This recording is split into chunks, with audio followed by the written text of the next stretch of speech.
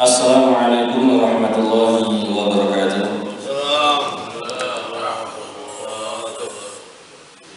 Alhamdulillahirabbil alamin wassalatu wassalamu ala nabiyyina Muhammadin wa ala alihi wa sahbihi ajma'in, amma ba'd. Alhamdulillah dan sekalian rahimakumullah, segala syukur senantiasa kita panjatkan kepada Allah Subhanahu wa taala, yang mana Allah Subhanahu wa taala masih mengaruniakan kepada kita kesehatan, kekuatan, hidayah serta taufik sehingga kita bisa berkumpul kembali pada pagi hari ini dalam keadaan sehat walafiat, dalam keadaan iman, dalam keadaan Islam. Semoga Allah Subhanahu wa taala mengaruniakan kepada kita keistiqomahan di atas Islam, di atas iman, dan di atas sunnah Nabi sallallahu alaihi wasallam. Dan semoga Allah Subhanahu wa taala mewafatkan kita semuanya dalam keadaan husnul khatimah. Amin ya rabbal alamin. Bapak sekalian rahimakumullah, kita lanjutkan kembali pembahasan kita tentang salat. Kemarin kita masih berada pada pembahasan sujud. Sekarang kita masuk pada bacaan sujud. Apa yang dibaca ketika kita sujud? Yang pertama sekalian rahimahullah, ini seperti bacaan-bacaan yang lainnya. Ini juga ternyata ada beberapa redaksi bacaan yang pernah dibaca oleh Nabi sallallahu alaihi wasallam. Yang pertama yaitu Subhana rabbiyal a'la, Maha suci Rabbku yang maha tinggi. Ini hadis riwayat Imam Abu Dawud. Maha suci Rabbku yang maha tinggi. Dalam doa ini terkandung pensucian Allah Subhanahu wa taala dari segala bentuk kekurangan dan dari segala hal yang tidak layak disematkan kepada Allah Subhanahu wa taala. Dan juga di dalam doa ini juga terdapat penjelasan sifat ketinggian Allah Subhanahu wa taala. Subhana rabbiyal a'la, maha suci Rabb yang a'la, maha tinggi. Maha tinggi Allah ini meliputi yang pertama maha tinggi zatnya. Jadi Allah Subhanahu wa taala ini maha tinggi. Allah berada di atas arsy.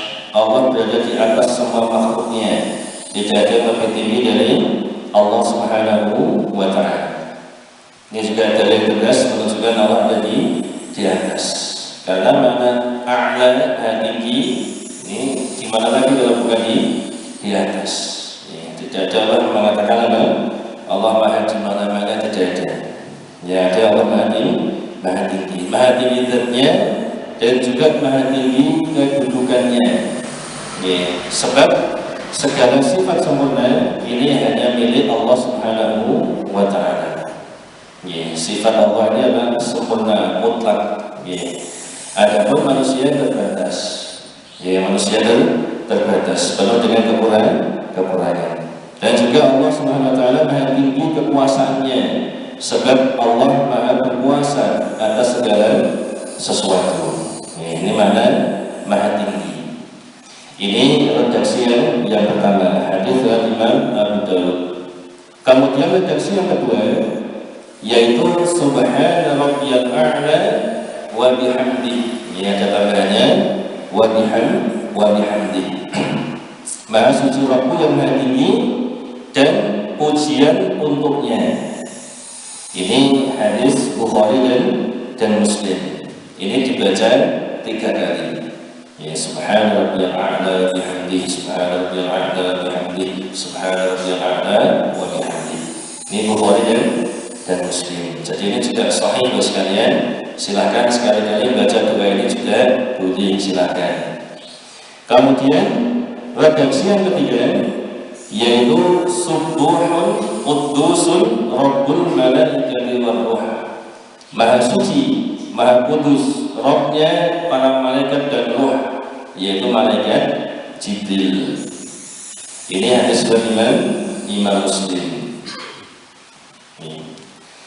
Ada pada hadis yang kedua tadi, hadis riwayat Imam Abu Dawud ya. Maaf, yang kedua tadi subhana rabbiyal a'la bihamdi, ini hadis riwayat Imam Abu Dawud.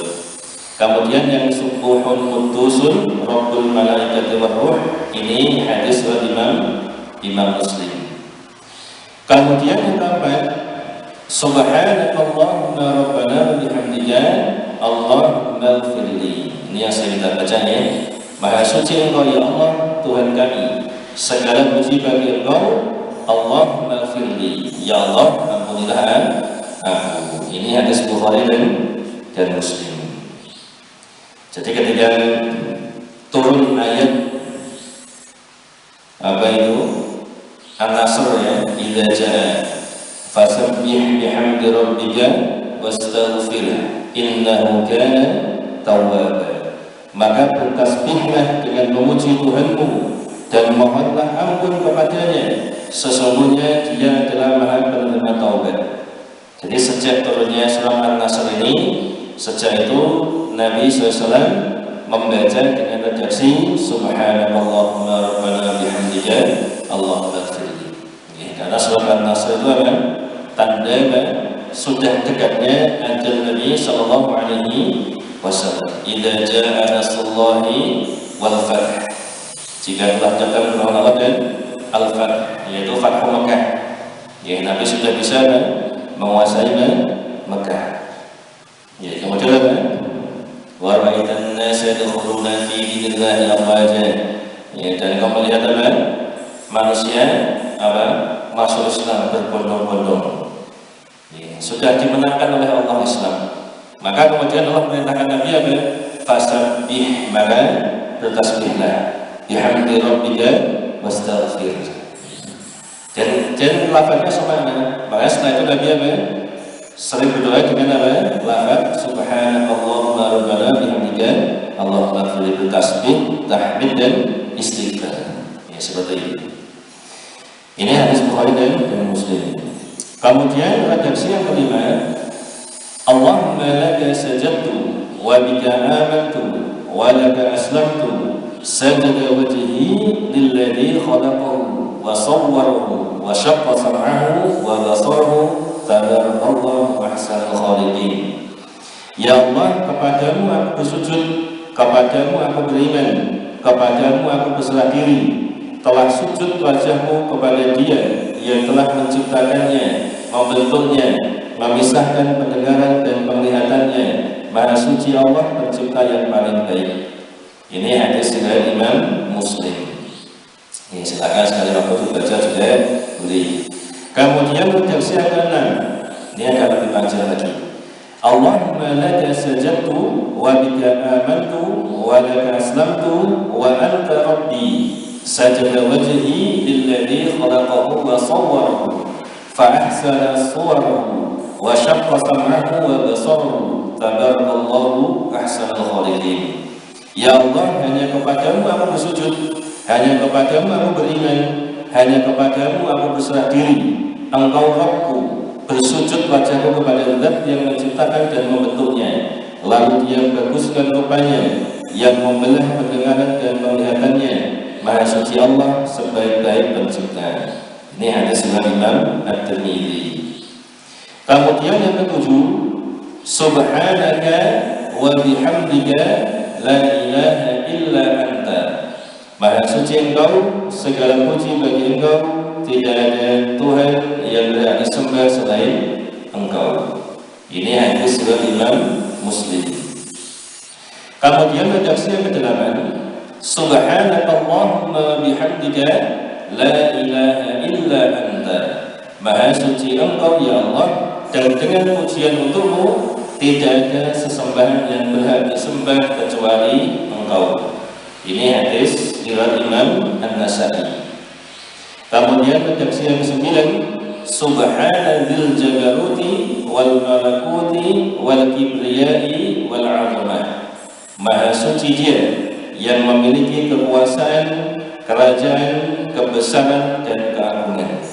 Ya, baca ketika sujud. Ya, silakan dibaca salah satunya atau ya, terkadang kita membaca dengan lafaz yang ini, kemudian terkadang membaca dengan lafaz yang lain lagi boleh. Ya, selama doa itu sahih datang dari Nabi Sallallahu Alaihi Wasallam. Kemudian Bismillahirrahmanirrahim, yang perlu kita ketahui tentang sujud ini, bahwasanya disunnahkan dalam sujud ini memperbanyak doa. Ya, kita diajarkan banyak doa, karena ketika sujud ini adalah termasuk salah satu yang mustajab.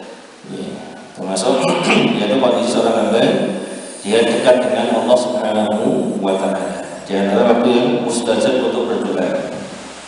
Nabi sallallahu alaihi wasallam bersabda, "Aqrabu ma yakunu al-'abdu min rabbih wa huwa sajidun fa'akthirud du'a." Keadaan hamba yang paling dekat dengan Rabb-nya adalah ketika sujud. Fa'akthirud du'a, maka perbanyaklah doa. Ini maksudnya berdoa di dalam sujud. Ini hadis Imam Muslim. Jadi setelah membaca doa-doa sujud tadi, ya, ini dibaca dulu sekalian. Jadi misalnya kita baca Subhanallahumma rabbana bihamdika Allahumma ighfirli, atau Subhanallahumma a'la bihamdi, dan seterusnya. Maka setelah itu kita baca doa. Ya, ini dianjurkan karena ini waktu yang mustajab. Jadi waktu yang mustajab itu berdoa ketika di dalam sholat sekalian. Tapi ini kadang jarang kita lakukan. Justru ketika selesai sholat malah kita berdoa. Berdoa. Yang mustajab itu ketika sujud tadi itu dalam doa itu. Nabi mengatakan perbanyaklah doa. Ya, karena itu keadaan seorang hamba ketika sangat dekat dengan Rabb-nya. Adapun doanya, ya doanya ini bebas sekalian. Ya doanya bebas. Ya, syukur-syukur yang datang dari Nabi Sallallahu Alaihi Wasallam. Ya, dan sebaiknya dengan bahasa Arab. Ya, dengan bahasa Arab. Jadi misalnya ya, ini di antara doa yang dianjurkan ketika sujud.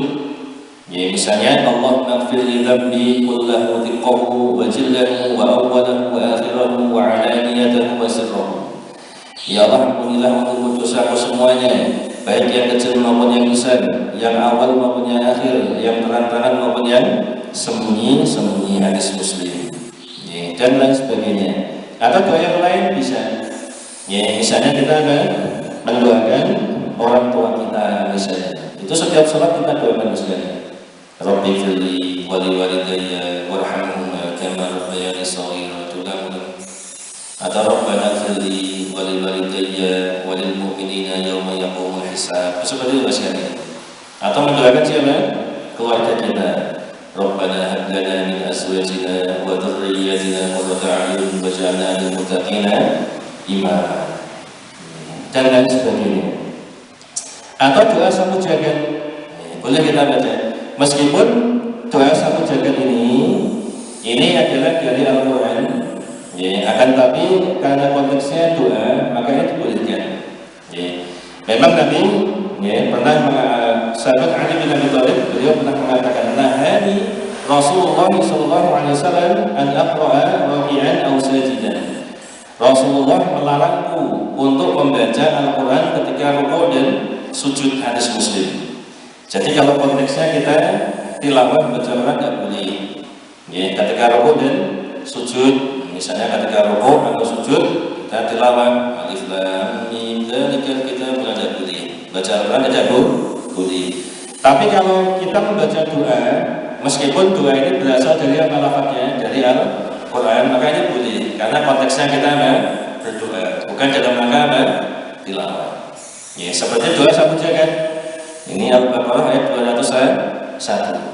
Setelah kita baca doa Subhanallahil a'la misalnya, kemudian Rabbana atina fid dunya hasanah wa fil akhirati hasanah wa qina adzabannar, seperti ini.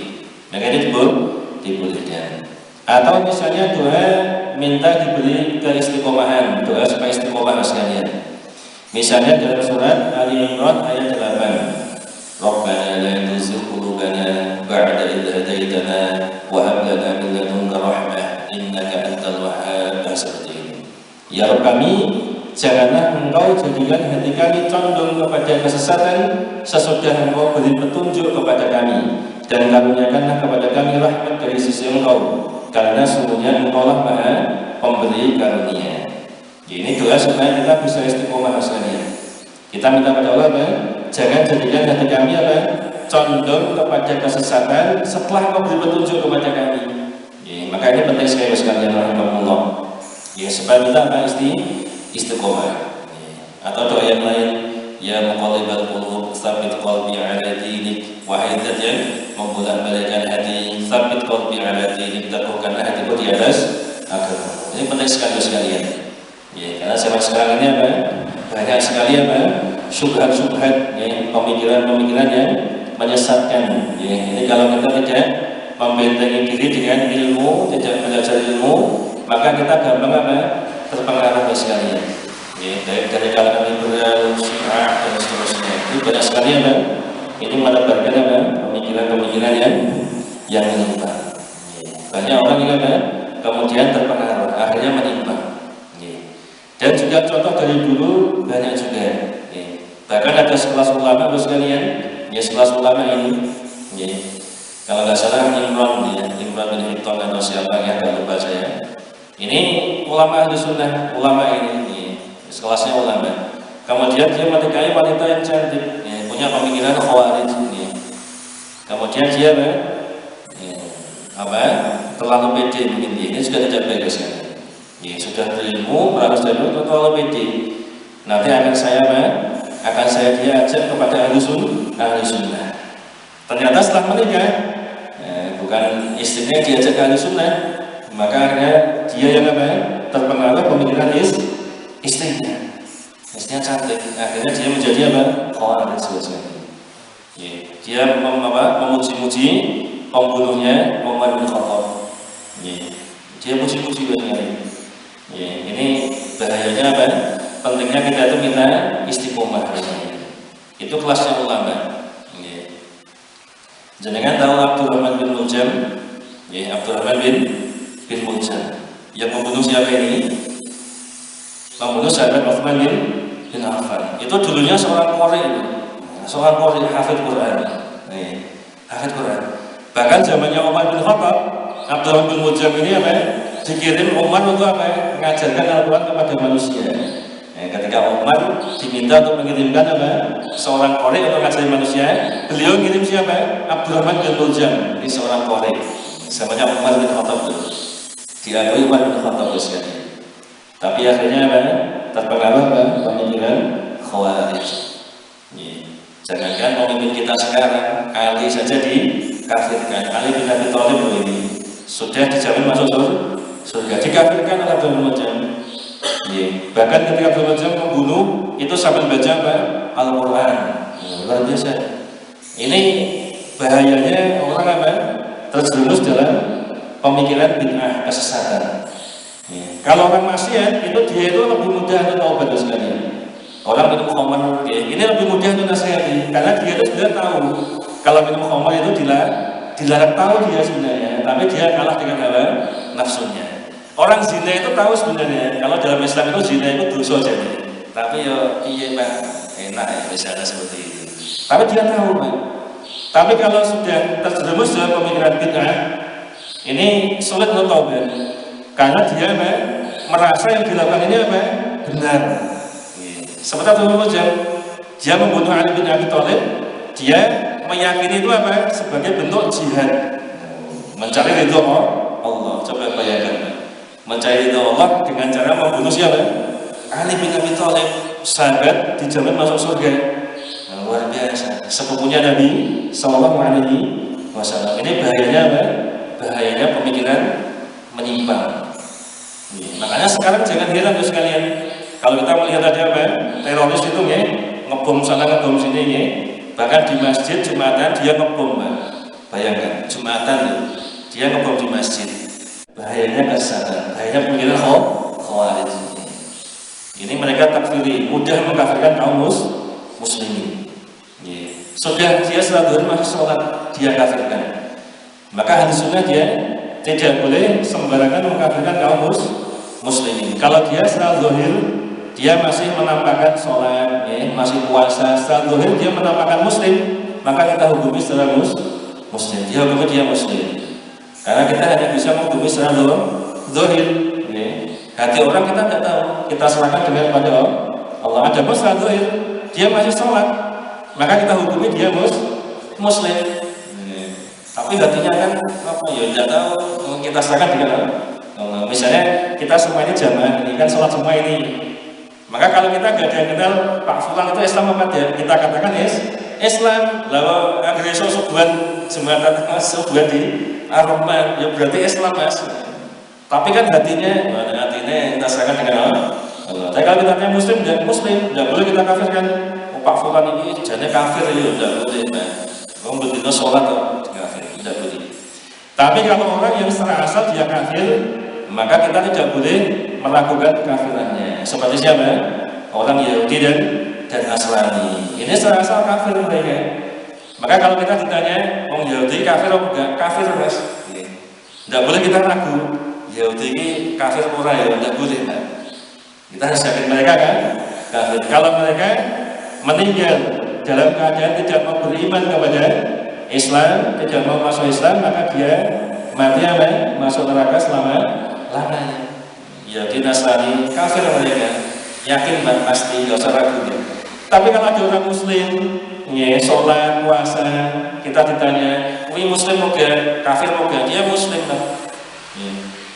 Kita ditanya pemimpin kita kayak muslim orang muslim, nggak mau kayak sholat kok.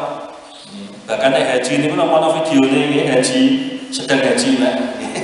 Bahkan imami sholat, berarti kan muslim. Tapi kan artinya apa sampai ngerti artinya kita serahkan kepada Allah Subhanahu wa Ta'ala. Kita hanya bisa menghukumi secara zahir. Kata itu kemampuan kita sekali. Ya jadi jangan hati-hati. Ya, maka penting kita berdoa minta istiqomah. Ya, karena banyak pemikiran yang menyimpang sekarang ini. Dan pentingnya kita terus membekali diri dengan ilmu agama. Terus kita berusaha belajar supaya lebih paham Islam yang benar. Tidak mudah terombang-ambing dengan pemikiran yang macam-macam.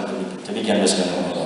Ya semoga bermanfaat. Mohon maaf kesalahan. Subhanallah wa bihamdihi asyhadu an la ilaha illa anta astaghfiruka wa atubu ilaik. Assalamualaikum warahmatullahi wabarakatuh.